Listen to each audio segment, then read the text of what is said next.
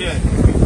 Depuis au fin de là et puis on dit que ça, les soldats qui sont marozo et comme si on est un grain de gaz à pas dans zone pour col. Est-ce qu'on va? Mais yo prend mon ne pas jeune mais nous doit mon n'a pas sorti. Comme si route là on paralysé comme ça, son route machine a passé sur chaque jour. Et moun faut pariser de faire connaître, yo pas passer là, yo pas descendre, yo pas faire route là, passer pour yo connaître comme si m'en affaire avec non. Je ne suis pas en affaire, je ne faut pariser. Si je suis en affaire, je ne faut pariser, je ne vais pas attaquer dans le fief. He said he has no problem with people from Parisien. And if he did, they would have already attacked him. But he said, like, people from his area, just with, not people with guns, just regular citizens would come through here and these people here would kill them and cause them all kinds of problems and grief. Just like the PNH, the Haitian National Police, do to guys like where Jimmy's from, in that same city. But the big issue, because I'm a negotiator. Yeah. And Victor Kon negocier avec on a réussi sans Gaza, avec Israël, avec Gaza, nous-mêmes, les Palestiniens, je suis qu'on a travaillé dans le Irak, tout le pays, Syria, tout le pays ça. C'est comme ça.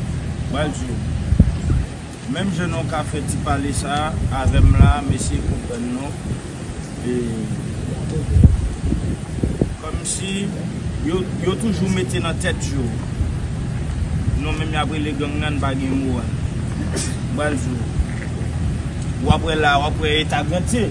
Après gantier l'aide. Vous comprenez? Moi même lui fait mal parce qu'on zone grandon lié et sous là. Dans état gantier vinn tomber jodi a, il pas ta doit tomber dans état ça. He said how Gantier is a nice place, nice city.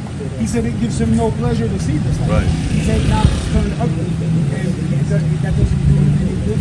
He doesn't like seeing this place. right. Mais comme si qui on Gantier vinn tomber dans salle tomber jodi a, comme si peuple la moitié là-dedans qui t'a vivre dans Gantier a, comme si côté côté dans Gantier là, côté passé côté non monde pourquoi. He said when they lived here, it was like they were in their own world. Yeah. It was kind of doing whatever they wanted. Et je souhaite tout le monde Gantier retourner. He said he hopes everybody in Gantier comes back home to their homes. This is what I'm here to negotiate with, and strike a good deal, because again, it's all based on fear. But what he wants, the ultimate thing, what he wants, is trucks to pass through, and I want to arrange it. Oui, non, route là comme si au cas que pour route là l'autre faut pariser. Route là va gagner là dedans, il faut pariser qui parle, machine descendre.